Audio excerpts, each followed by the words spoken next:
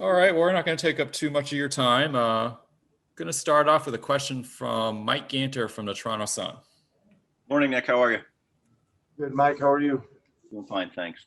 I realize this is a little bit of a broad question, but what do you think accounts for the wild swings in momentum in this series so far? Well, Mike, I'm not sure. I think a lot of this game in general has to do with you always hear me talking about with energy and rhythm, and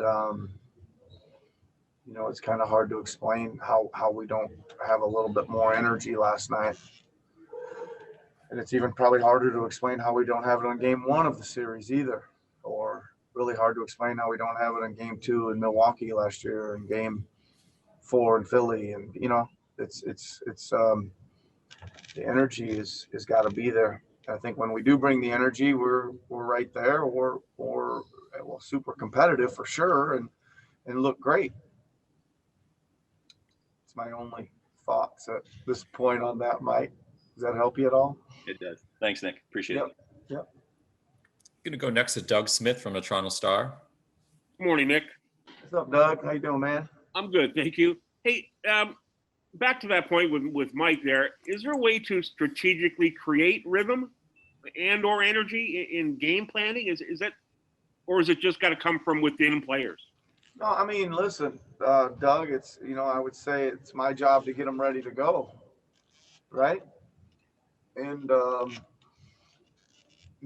that's all you can say. And I mean, once you get in the game and you find out there's some maybe some energy issues, you can, switch defense, so you can start trapping, you can try to create some, maybe a little full court, up the court stuff. Maybe you run some plays with a little bit more designated side to side action and more cutting, you just try to get cooking a little bit. And I think I usually try just about everything to get them going once I see there's an energy or a rhythm problem, or try to change the rhythm. Obviously, it's sort of mystifying that rhythm and energy comes and goes. Do you have any suggestion or any inclination as to why? Human nature? Like, well, I'm trying to. Yeah, I mean, I don't know. I don't know. I guess, yeah, it's probably it's Doug, in my experiences, I've only been in the NBA playoffs seven seasons, right? But I playoffs a lot of other leagues that I coached in, and one of the things that I think I always experience right up at the top of playoffs is the team that just lost really comes out super determined, and you better be ready to meet that determination, right? And I don't think we did last night. Great. Thanks, Nick. Appreciate it as always. See you, Doug. Have a good day, man. You too. All right. Going next to Michael Grange from Sportsnet. Hey, Coach. We just heard from Serge, and he's got his left ankle in a boot. He's not sure about tomorrow. So, how do you kind of adjust for that, depending on his availability? Let's start with that. Yeah. Well, I think we'll certainly wait and see there, Michael. But just like always, we go to the next guy. Don't know who that is yet. We've obviously played Chris Boucher some in this series. Could be Rondae. Could be somebody else. But we'll just wait and see on that. But same as always, if he's there, we'll play him. I think there's a good chance of that. If he's not, then we'll move on to the next guy and see if we can get him ready to go. Thanks. And then, obviously Marc gets in the spotlight a little bit again, and clearly defensively, he always brings you something.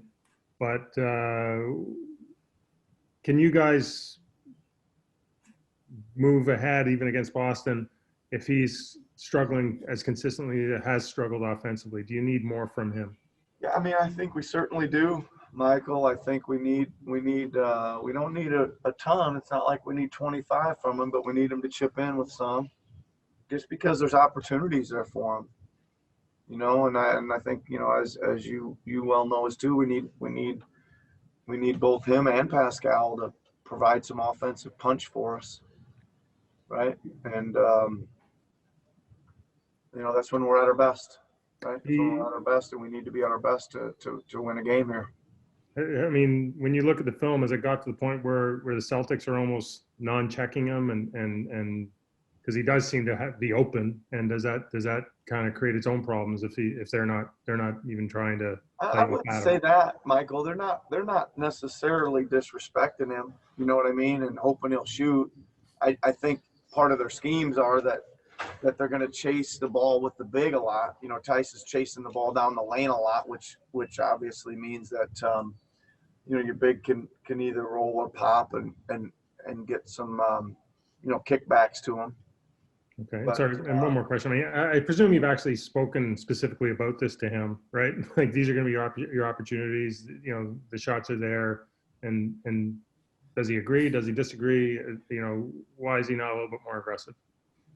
Yeah, Michael, we certainly point him out, talk about him, and show him on the film. Just got out of the film session, and continue to encourage him and tell him we want him to take those. Those are shots he needs to take.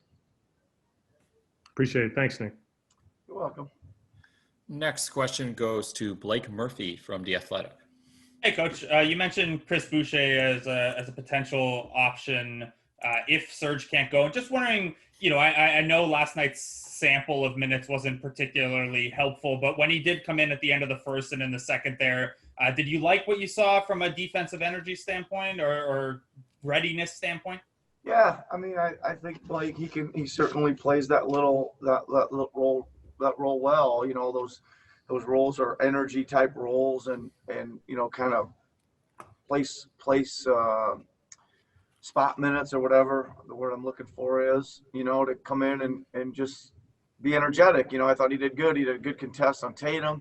He actually got a piece of blocked one of Kemba's shots, which we recovered. Thought he was really close to a tip in or two as well as the game progressed. So, that's one thing you gotta love about Chris, man. He's gonna come out there and give you that energy, and he's gonna play and try as hard as he possibly can. So that's good to see. I give him a lot of credit for hanging in there and doing that when he gets his small moments to do it. Thank you, Coach. You're welcome, Blake. Coach, we're going to do two more questions. First one goes to Steve Simmons from the Toronto Sun.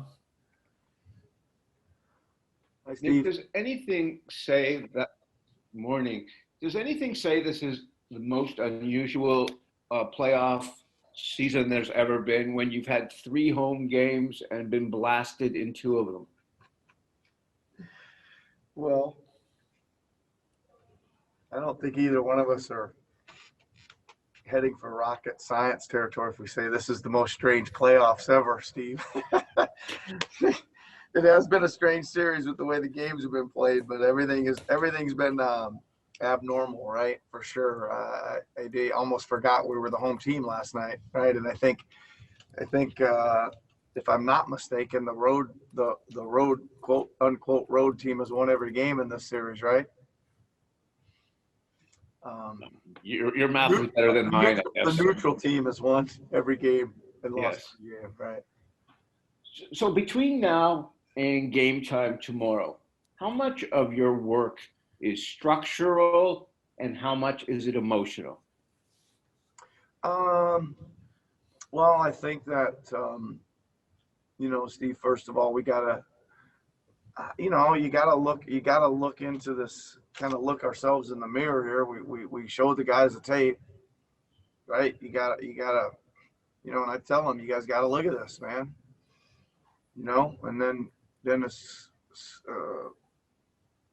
soon as you can, you kind of try to forget about that one and get back to some more pleasant thoughts about who you are, who you normally are, who you can be, or what you got to play like as a group and as an individual, and the kind of spirit we all need to bring. And probably leans towards your emotional side of your question then. What mindset are we going to bring?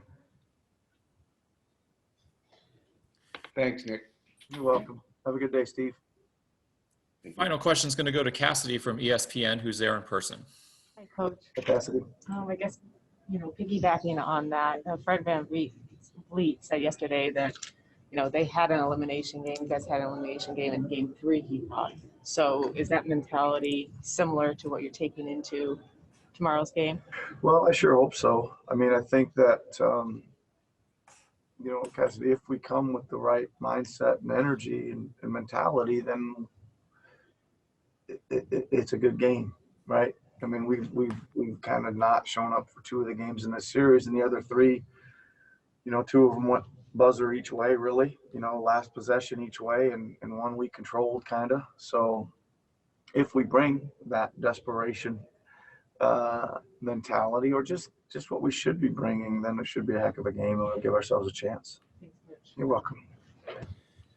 Coach, Well, thank you for stopping by. Anytime, Rovan. We will see you tomorrow at 5 p.m.